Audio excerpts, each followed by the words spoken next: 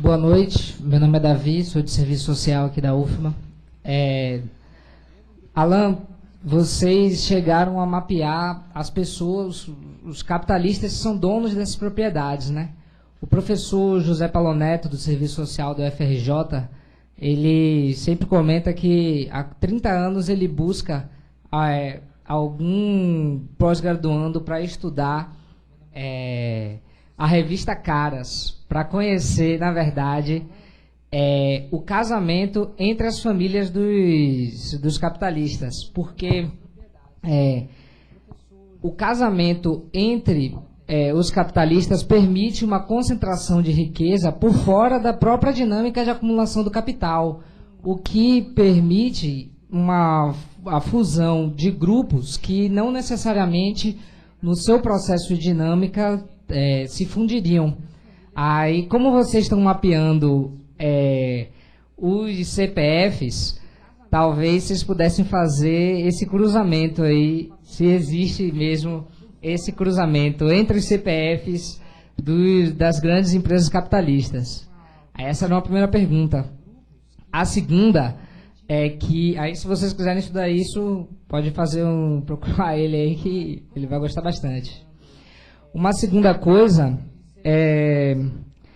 depois da queda do Lehman Brothers em 2008, boa parte do debate neoliberal caiu por terra, né? Virou uma profunda cretinice defender em público que o objetivo era o tal do Estado mínimo. Não, né? Ficou claro que o objetivo era a socialização das perdas para a população e a defesa da propriedade, né? Porque quando a propriedade entrou em crise, todo mundo pagou a conta, né? Do mundo inteiro. E aí, na verdade, muitos estudiosos aí têm colocado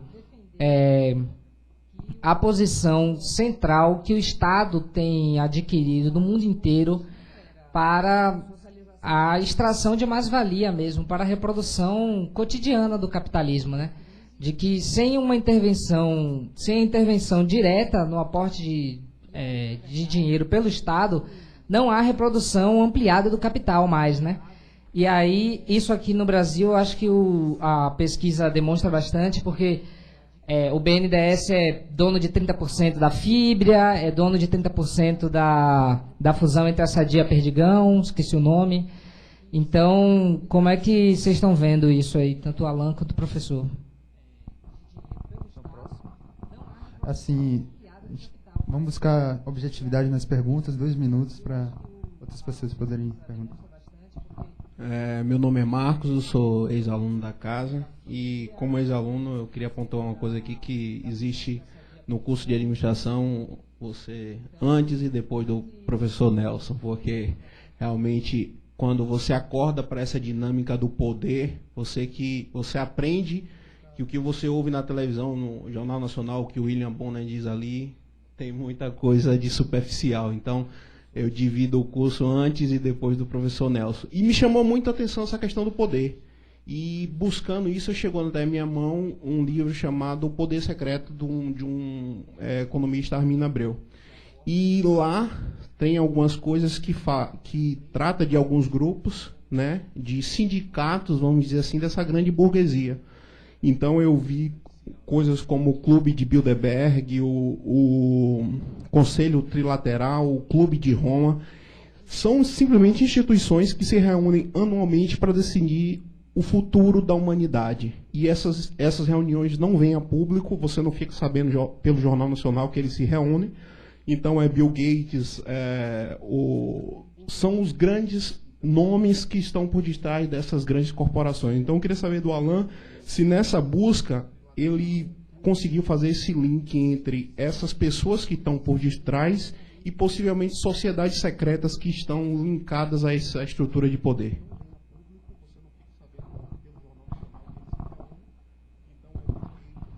Boa noite, meu nome é Daniel Caribé, eu também sou ex-aluno daqui da Escola de Administração. Fui no diretório acadêmico junto com Rafael e Vicente no mesmo período. E a primeira coisa é dizer que esses momentos daqui de debate, de construção coletiva, de um posicionamento crítico, mesmo que à margem dessa escola de administração, eles foram muito, muito importantes para a minha formação que eu tenho hoje. E fico feliz que isso continue, que ainda existem espaços como esses.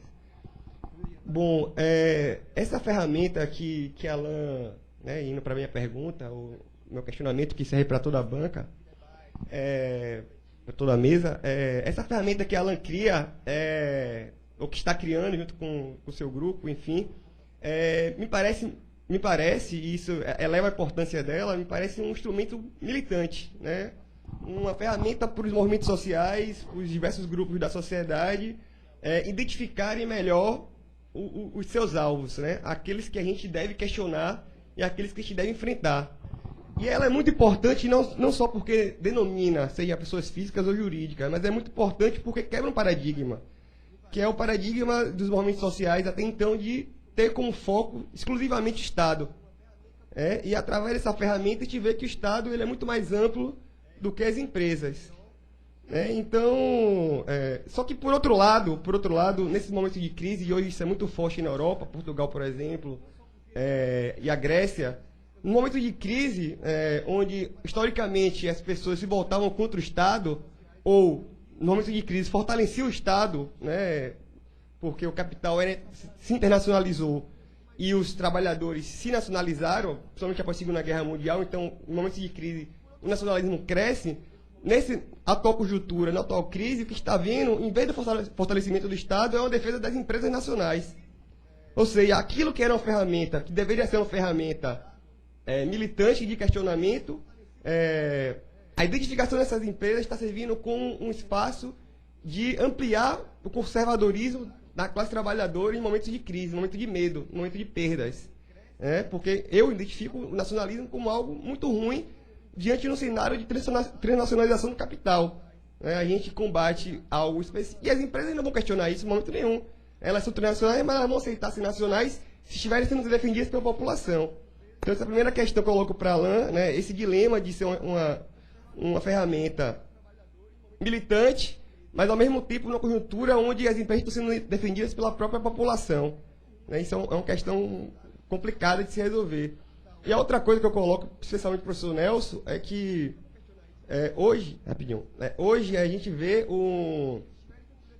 que as relações entre as empresas, o comércio entre as empresas é muito mais amplo, muito maior, muito mais significativo na economia mundial do que o comércio direto, do consumo da população.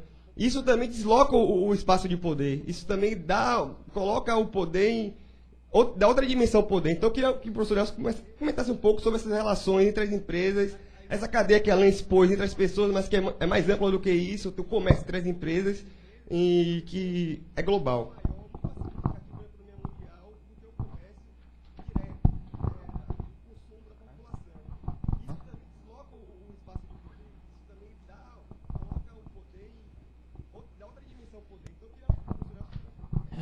Boa noite. Eu sou aluno aqui da Escola de Administração, faço parte também do diretório acadêmico. Minha pergunta vai diretamente para o professor Nelson. É uma pergunta rápida e básica. Professor Nelson, o senhor falou que para combater não existe o combate à pobreza, né? Tem que se combater a concentração de renda. Eu entendi, foi nesse sentido que você falou. Mas eu não entendi, não ficou claro para mim quando o senhor disse que, ou melhor, o senhor não disse se realmente o combate ao capitalismo ou ao combate à concentração de renda, porque, para mim, a concentração de renda é inerente ao capitalismo. Então, sem o combate a esse sistema que realmente ele é perverso, eu acho que, na minha opinião, não existe combate à concentração de renda sem o combate ao capitalismo. Eu quero saber se realmente o senhor quis dizer isso ou se é possível combater a concentração de renda dentro do capitalismo. De ciências sociais, serviço social, tá certo. Assim, você afirma a sua questão depois da crise do Lehman Brothers, né? Você diz que ninguém mais passou a defender, se eu entendi bem, o neoliberalismo. Não é isso? Quer dizer, ele perdeu um pouco o charme, né, até então que ele tinha, o neoliberalismo, e o Estado passou a ganhar importância maior. Não é? Eu tenho a impressão, essa discussão que todos nós temos, de qualquer modo, em outros âmbitos, eu tenho a impressão que o Estado sempre teve importância. Sempre teve importância. O que surpreende, talvez, por exemplo, surpreende você, é que talvez não só aí, mas na salvação do Fannie Mae e outros bancos envolvidos na especulação imobiliária, o Estado americano, ele jogou alguns bilhões, mais ou menos 1 trilhão, um trilhão e pouco, para a salvação desses bancos. Veja, mas não é uma intervenção estatal ao estilo keynesiano. Certo? A diferença é que essa intervenção é tipicamente, vamos usar o termo, neoliberal. Na verdade, o Estado está jogando recursos para salvar os bancos e retomar o mesmo circuito anterior de domínio financeiro. Eu creio, não vamos discutir isso aqui agora, porque o tempo não dá, mas eu creio que mudanças haveria se você teria que fazer um retorno no tempo, voltar a um certo keynesianismo de intervenção pela via do gasto fiscal, certo? Do estímulo ao consumo por via da intervenção estatal, inclusive via fiscal, e estímulo ao investimento, que não foi o que aconteceu, por exemplo, naquele momento. Na verdade, ele tentou salvar a propriedade imóvel mesmo. Ele tentou salvar os bancos e retomar o mesmo circuito anterior, veja, e comprando os títulos podres. Quais são os títulos podres? Aqueles títulos que haviam perdido valorização no mercado, e o Estado assume o prejuízo, tá certo? E volta a ser valorizado no mercado. Então, o mesmo sistema anterior do privilégio da riqueza passou a predominar com apoio estatal, e o Estado não perdeu, em hipótese nenhuma, que seria uma contradição nos termos dizer que o Estado está fora, por exemplo, do capitalismo. Porque o capitalismo não existe sem Estado. É impossível o capitalismo existir sem Estado. Totalmente os liberais, eles não sabem como fugir dessa verdade que é não só histórica, mas definitiva. Na verdade, quer dizer, Hobbes, para mim, era um liberal. E é o pai da intervenção estatal, mas para meus estudos mesmo. Eu acho que Thomas Hobbes é um liberal, tá certo? É um liberal, no sentido de defesa da propriedade. E o governo americano agiu desse modo. O governo francês agiu do mesmo modo, tá certo? Agiu do mesmo modo.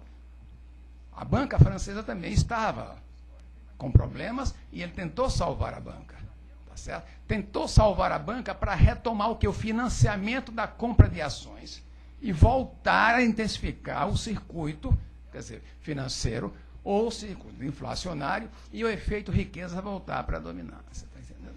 E é o dilema que nós estamos observando. Aquilo que dizia um certo economista em certo momento, can it happen again? Quer dizer, pode isso acontecer novamente? Eu acho que pode acontecer novamente, tá certo? Porque, na verdade, as condições para a continuidade dos ciclos de queda estão dadas. E o Estado não está conseguindo fazer isso. Por quê? Porque a dívida pública cresceu muito. A dívida pública americana é impagável. Tá? Impagável. A fragilidade americana está na sua dívida pública.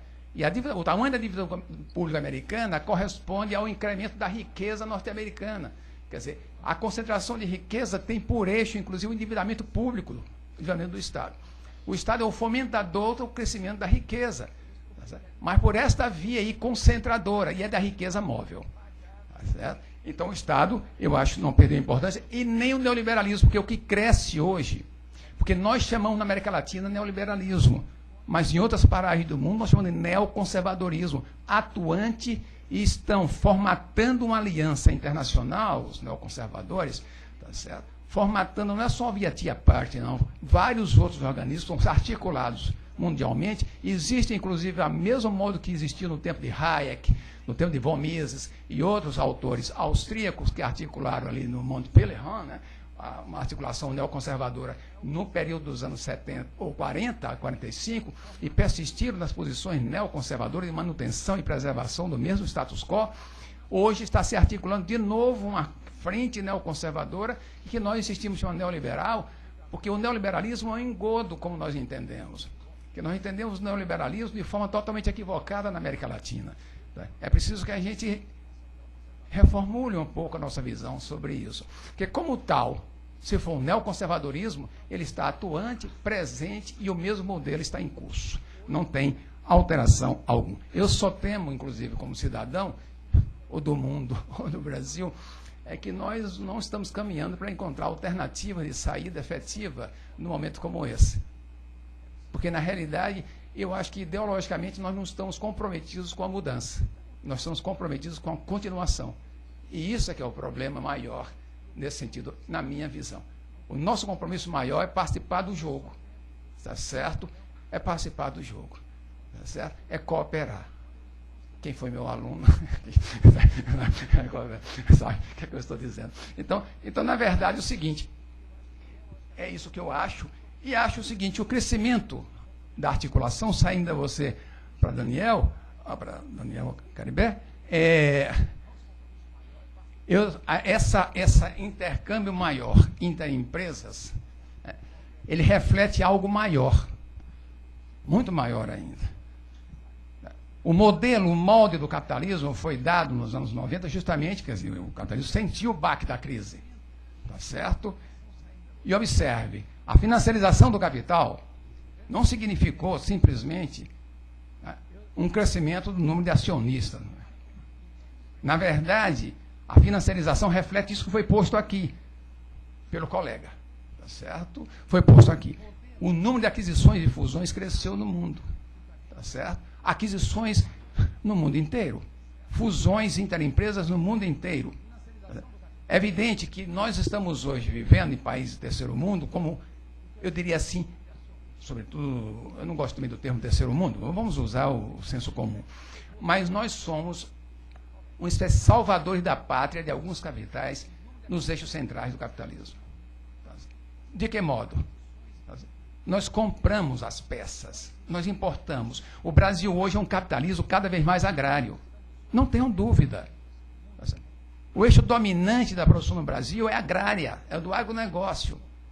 As exportações brasileiras, o peso da agricultura. Nós temos a oferecer ao mundo simplesmente solo, terra e ar. Nós não oferecemos outra coisa. Tá certo? Nós vamos para o exterior hoje atrair empresas, como você atrai o quê? Você chega lá e diz o seguinte, olha, vá na Bahia que você tem tudo que você quer, tá certo? Virou um turismo industrial, um turismo de serviço no mundo inteiro. Nós hoje ofertamos ao mundo o país. Nós não somos mais um Estado-nação, nós somos um país mercadoria, tá certo? Nós somos hoje um Estado-mercadoria, nós estamos à venda em qualquer parte do mundo. Eu estou dizendo isso com minha direito de cidadania, que é o que eu acho, eu vejo a realidade de hoje, tá certo?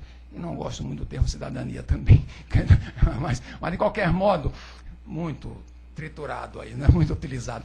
Então, na verdade, essa compra entre empresas, essas articulações interempresariais, reflete o estado das fusões internacionais, do domínio internacional do capital, da centralidade do capitais, porque o capitalismo não só concentra, concentraliza. Tá certo? E a centralidade espacial é condição para a sua reprodução. Então, na verdade, a Telefônica hoje, ela alimenta a Telefônica espanhola, tranquilamente, na verdade. E tem outro detalhe, os mercados offshore, quer dizer, os mercados, quer dizer, os chamados os paraísos fiscais. Né? Essa Interbrooks, não, é Facebook, outra coisa. É uma empresa de fast food, que é os mais lucrativas na Inglaterra, na Inglaterra, ela foi denunciada essa semana. É uma coisa impressionante, que é esse jogo que você levantou aí. Quer ver o seguinte, ela não paga tributos na Inglaterra, entretanto, é altamente lucrativa. Então, quem recebe seus tributos? O paraíso fiscal. Hoje, claro, não é só pastas amarelas, nós temos que ver isso aí, mas, na verdade, as empresas montam a sede no offshore dessa, no paraíso fiscal desse, tá certo? E a sede foge a transações e negócios com uma dessas aí, que é uma sede falsa, evidentemente, e tudo que é lucro é transferido para lá e lá, né? O controle ele vai aplicar em ações dos negócios que nós estamos vendo aqui, controlável em empresas brasileiras. Então, o cruzamento de dados é impressionante. em termos mundiais. Então, esse comércio, isso é fundamental para o capitalismo hoje. Isso reflete um novo estado de modernização, tá certo? Mundial. Sim.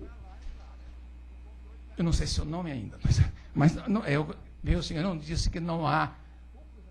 É porque não dá tempo para discutir mais profundamente essa coisa.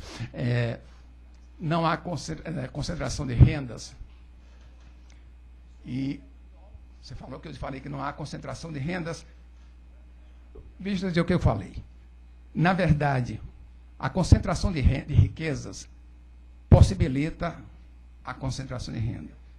Usando a linguagem kantiana, é a condição de possibilidade para.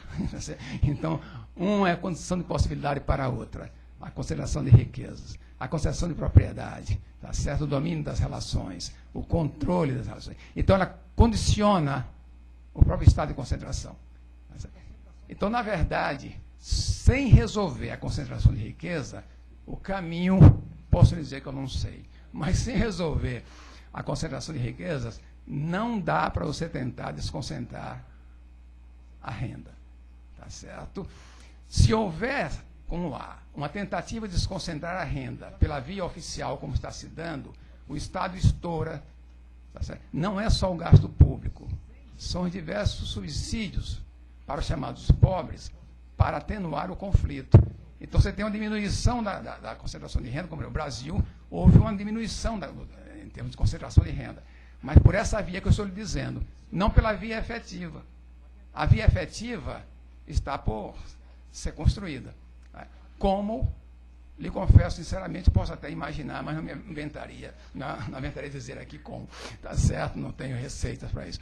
Nós estamos a discutir. Mas, de qualquer modo, eu não estou dizendo que você pode resolver, quer dizer, a concentração de renda, ou que não há concentração de renda. Quando eu digo não há concentração de renda, há uma concentração de renda brutal, ela foi diminuída.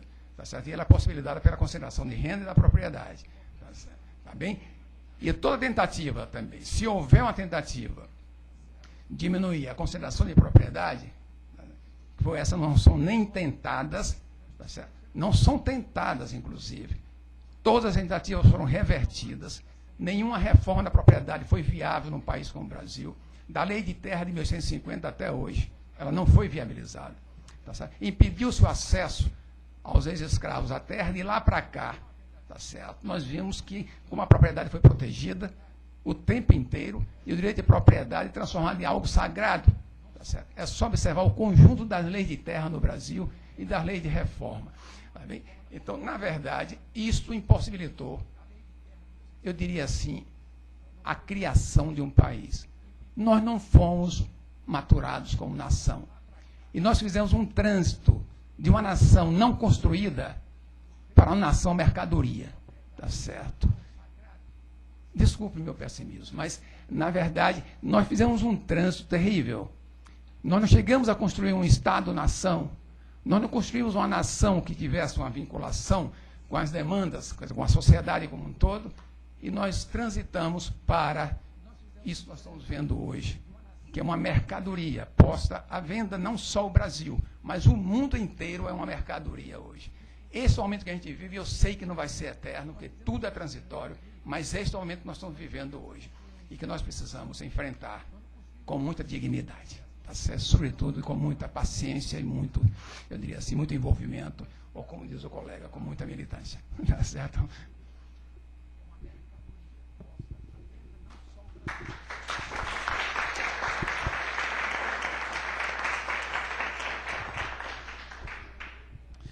Muito bom, professor. Bom, Davi, sobre a revista Caras, claro, assim, a gente entende que isso que a gente está mostrando aqui é uma das dimensões, né? E aí, como o professor fala, né, definir quem são os proprietários é sempre uma coisa muito, muito difícil, né? A gente colocou esse nome mais como uma provocação do que como uma pretensão de dar uma resposta de quem são os proprietários. E aí eu só queria realmente, né? Acho que essas relações de casamento que você está falando acontecem. Agora tem outro tipo de relação que também não está mostrada aqui, mas que são a relação entre os conselhos das empresas, né? Todas essas grandes empresas, elas têm conselhos de administração e cujos as pessoas são cruzadas, né? Então você tem um cara que é do conselho dessa, do conselho da outra, o outro, né, participam de vários conselhos, né? A presidente da Petrobras participa de um bocado de conselho, então não é uma né, essas pessoas não têm ação umas das outras, mas estão ali influenciando, sim, né, o rumo dessas empresas. A gente não, né, a princípio, não tem nenhuma perspectiva de chegar nesse nível, mas existe um projeto no Chile que está fazendo esse mapeamento mais, né, desse nível das relações pessoais também, que chama Poderopedia. Se vocês quiserem dar uma olhada, já está no ar. Tem alguma semelhança com esse nosso, mas ele diz, fulaninho aqui é dono de tal empresa, casado com não sei quem, participa do conselho de tal, né? Então é bem interessante analisar que isso de fato está acontecendo, né?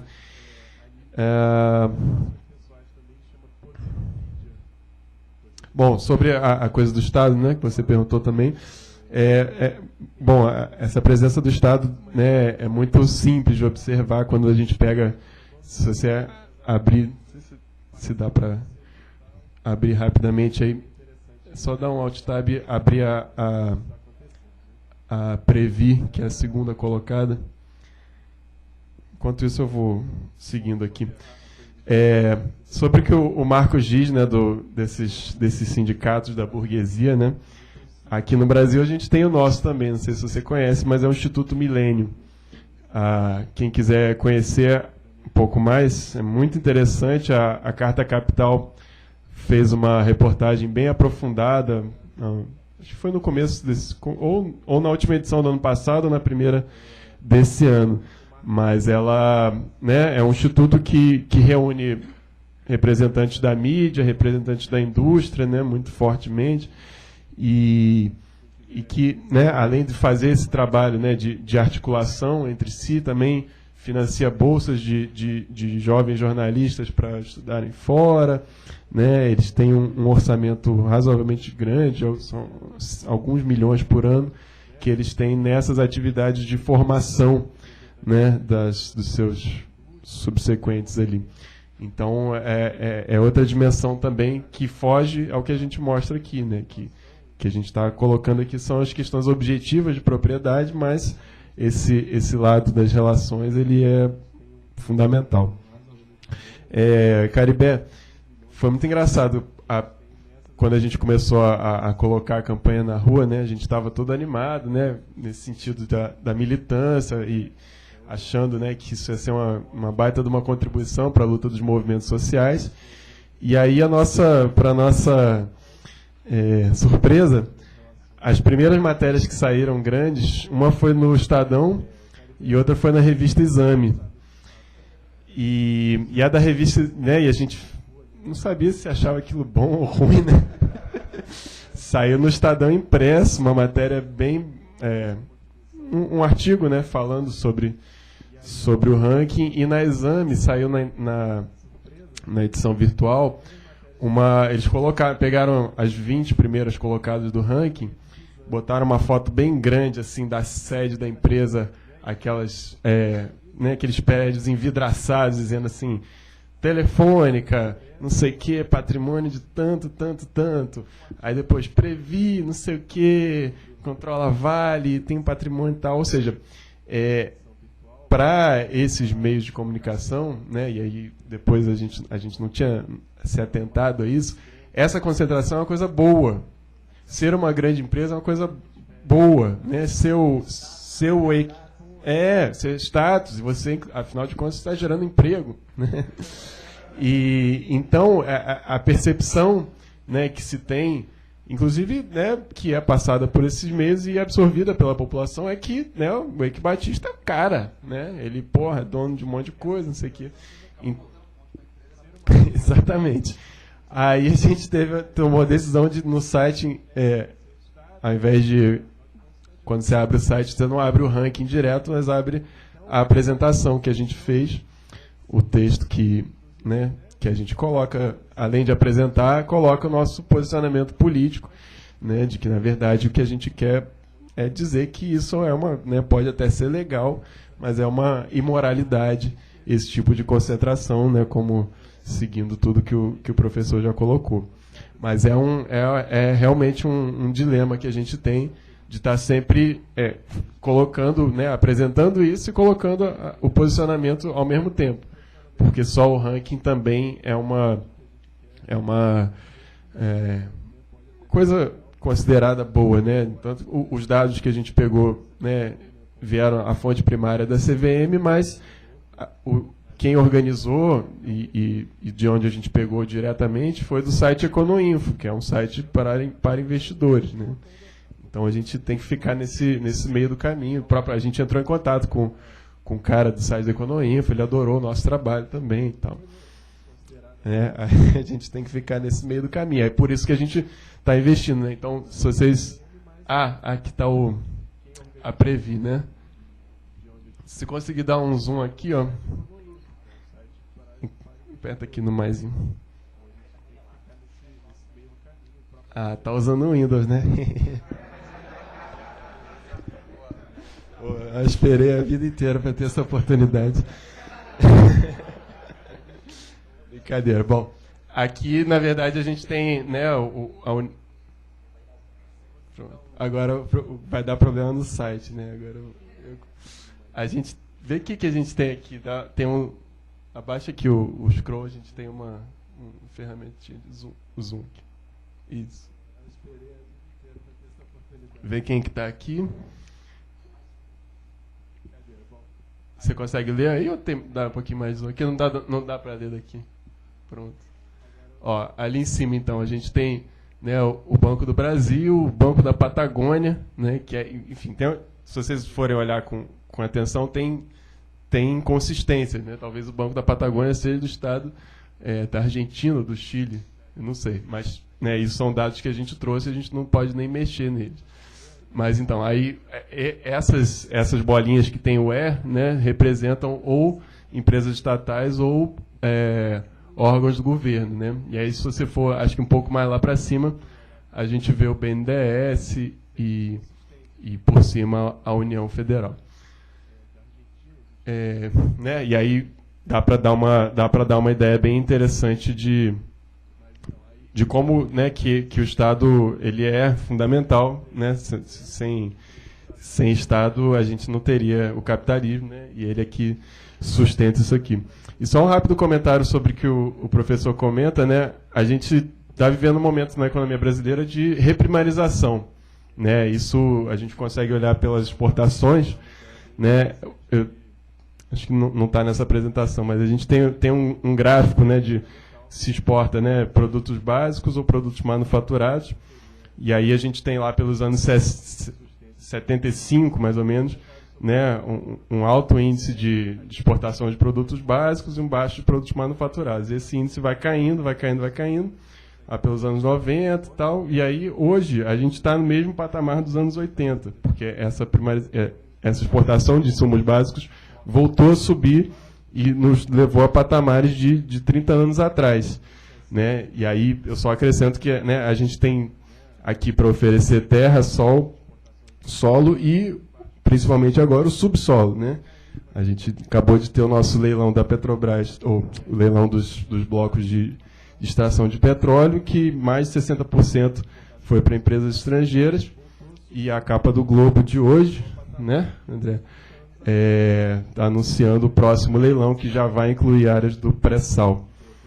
E aí, sobre você falou da nação mercadoria, né? Se o Brasil é a nação mercadoria, o Rio de Janeiro hoje é a cidade mercadoria, né? Eu fiquei muito espantado no outro dia, eu estava num evento e aí veio um secretário representando o nosso prefeito, e o secretário ele era de uma secretaria que chama Rio Negócios. Acho que... Né, você tem Secretaria de Agricultura, de Comércio, de Indústria. O Rio, a Prefeitura do Rio criou uma secretaria chamada Rio Negócios, cujo site é rionegócios.com. O cara não usou, ele até abdicou da terminação que se usa, né, dos domínios públicos, né, e colocou esse acesso lá, rionegócios.com, e vai comprar o que você quiser no Rio de Janeiro e no Brasil. É isso, acho.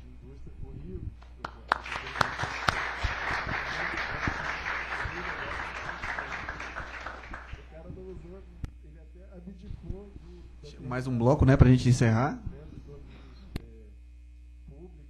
E colocou esse acesso lá, rionegócio.com, e vai comprar o que você quiser no Rio de Janeiro e no Brasil.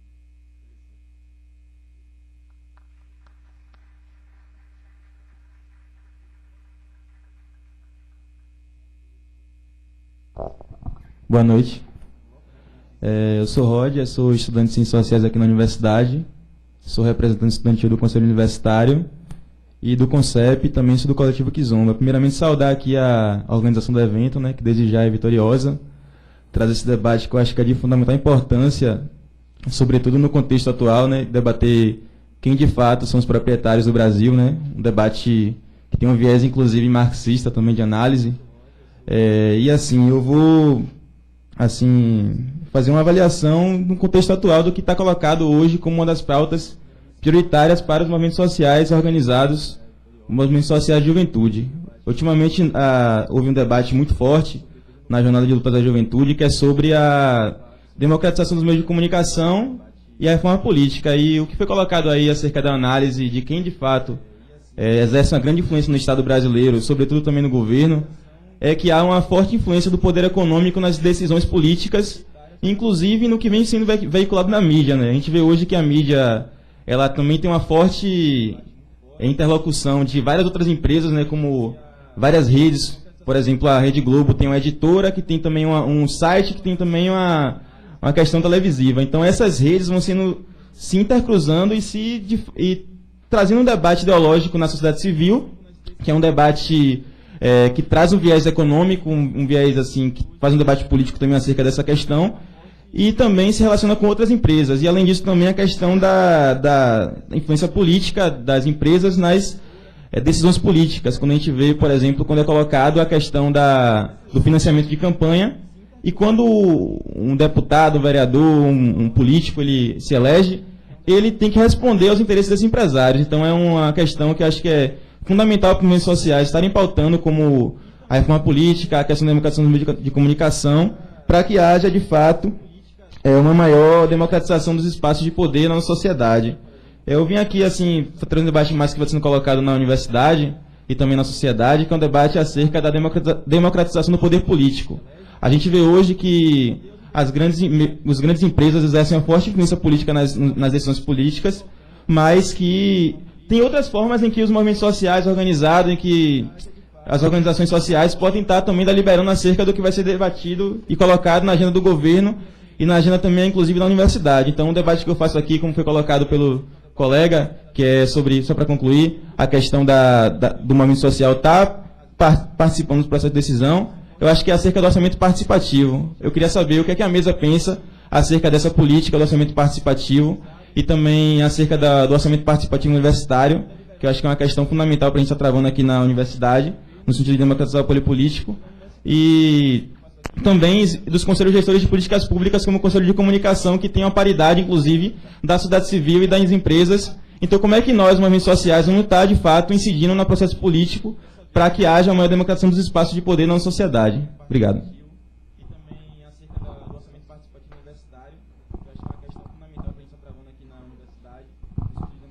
Boa noite. Minha pergunta, a primeira, se dirige aos dois palestrantes, que é como vocês veem a forma mais viável de combater a concentração de riquezas. Porque, como o professor colocou, a concentração de renda, ela se dá através da concentração de riqueza. Então, se o grande problema é a concentração de renda, como se combater a concentração de riqueza, que é onde se origina isso? A segunda é um questionamento da afirmação do professor Nelson Oliveira, que eu achei bem interessante, mas que eu quero que o senhor exponha melhor porque o senhor defende isso, que é quando o senhor fala que é impossível a existência do capitalismo sem o Estado. Tem uma terceira também, que é para o senhor, que é uma coisa mais pessoal. Eu queria saber qual é o seu posicionamento ideológico. Então, eu não posso deixar de querer saber isso, é importante, né? E tem uma terceira aqui. O senhor considera justa a propriedade privada? E se o senhor considera, por quê? E o senhor não acharia mais digna uma propriedade coletiva?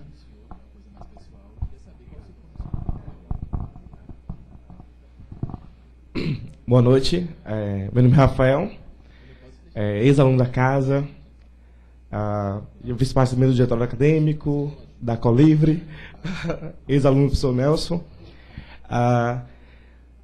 Lembrei agora que tive que recorrer às suas aulas quando estava no interior, porque muitos colocam o discurso, para que universidade no interior? Para que recursos aqui? Não, tipo, a questão da estrutura e a estratégia. Não, tem que ter sim, essa estratégia. Para que fazer um evento em Cachoeira se não tem hospedagem, não tem carro? Não, tem que fazer. Pode ter nesse ano, mas no próximo ano vai ter. Tem que começar. E minha pergunta vai basicamente em relação ao BNDES, papel do BNDES, que eu estava vendo que recentemente eles mudaram, ou eu acho que eles vão mudar, a questão de... Porque a estratégia até então era de fomentar multinacionais brasileiras. Aí a Telemar, a Frigoboi. E aí agora esse modelo já esgotou. E o BNDES, sendo o segundo maior banco de fomento do mundo, né? Acho que tem um papel bem relevante. Atualmente estou trabalhando muito com o BNDES, que é a questão dessas obras estruturantes do Estado, Hospital do Subúrbio, no Desembahia, a Fonte Nova, aí se sai a ponte e tal. Então, eu vejo de perto o volume que representa o BNDES aqui. Eu sou a primeira mulher a falar. Mas assim, eu sou Rita Santa Rita, sou do grupo de mulheres do Alto das Pombas, bem vizinho daqui da Faculdade de Administração.